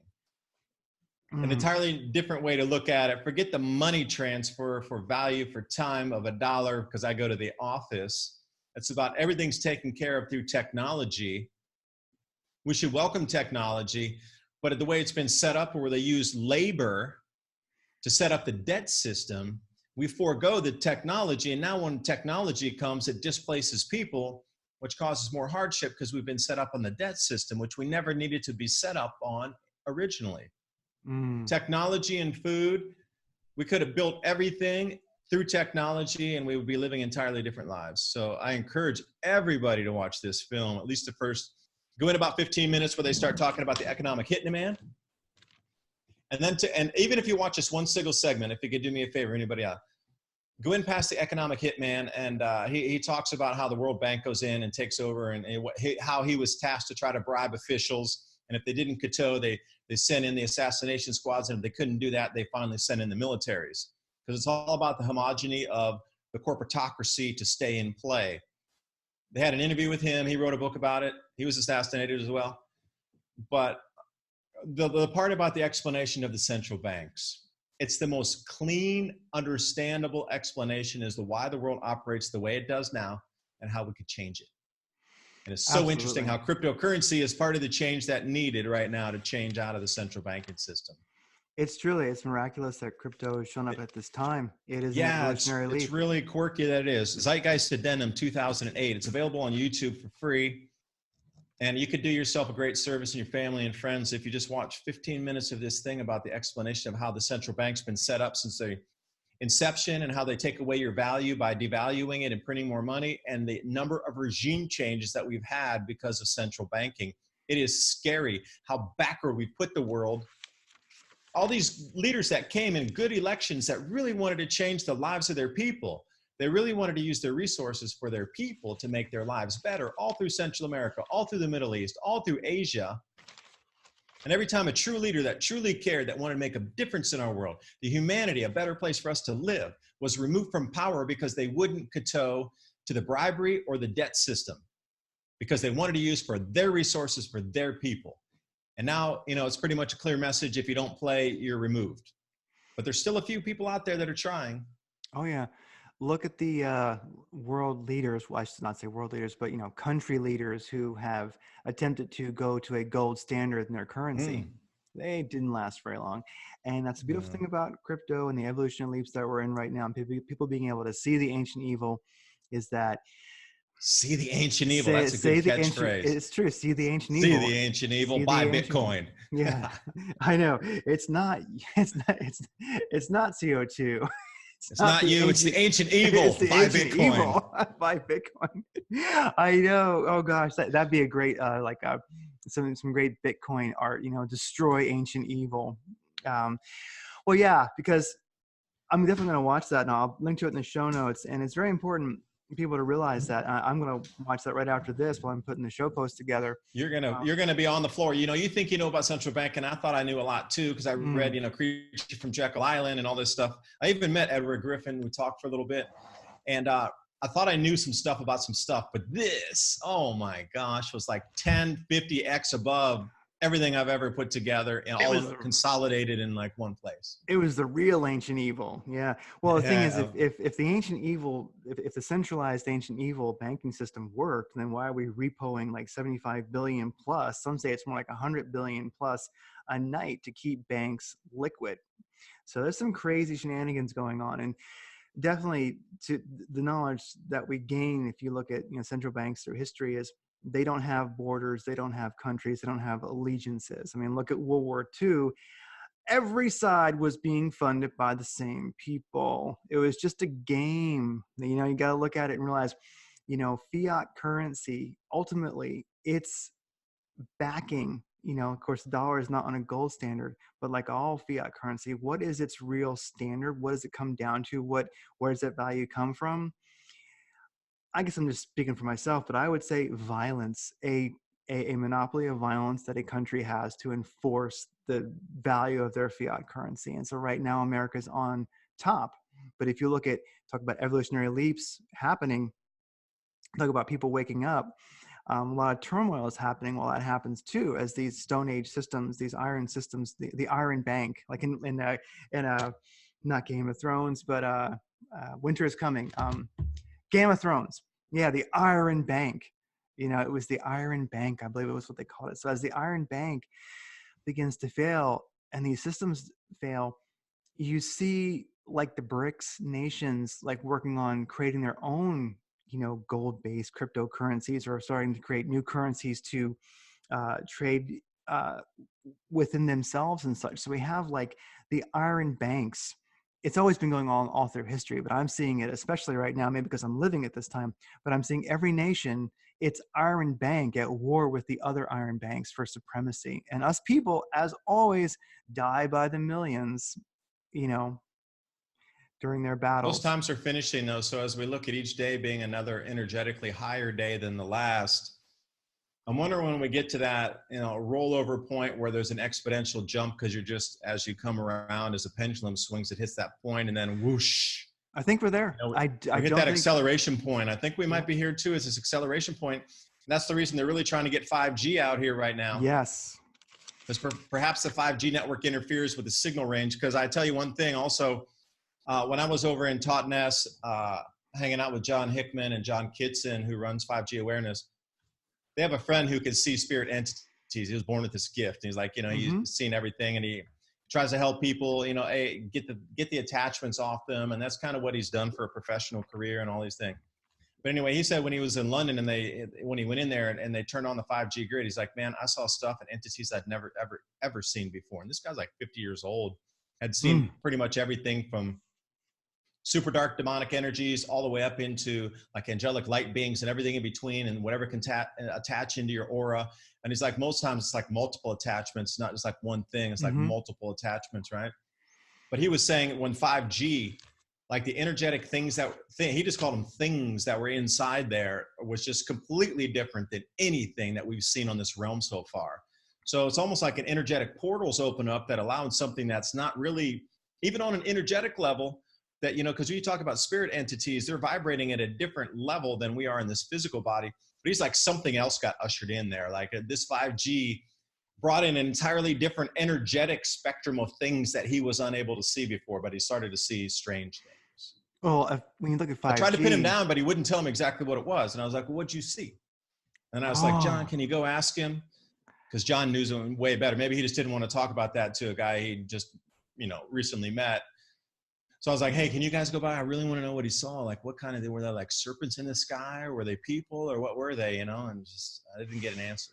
That would be amazing. Maybe we should interview him, and I'll say, hey, what'd you see? That's the energetic aspect of it, because he could take time to form what he wanted to say, because when we look at 5G itself, looking at millimeter waves, these insanely small, intense waves with a good deal of amplitude behind them.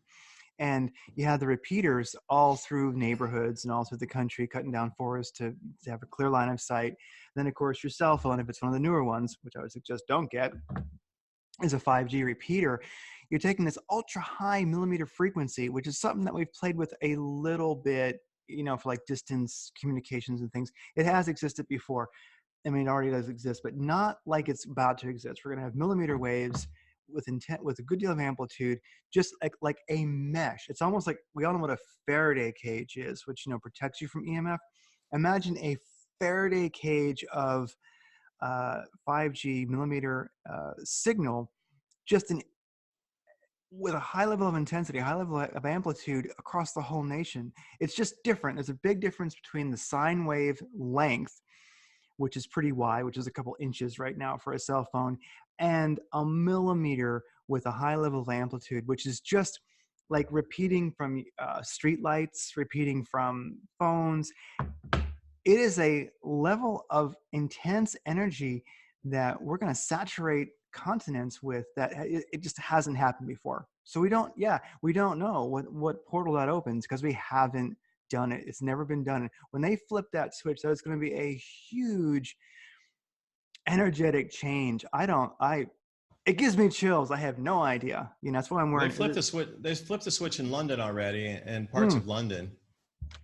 You could feel like the hotel we stayed in, really nice place, and I didn't sleep well, nor did anybody else that was speaking there either. And they're like, there had to be some cell phone repeater towers around here, because none of us slept well. And it was, I don't know, I take it for what it's worth. But again, I had a really nice phone that was a 3G phone, still worked fine, everything fine, perfectly good, never dropped it.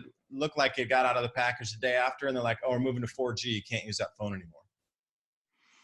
Oh. And I was like, so I got to buy a new one. So I got a new one here. Fine. This is a couple years ago.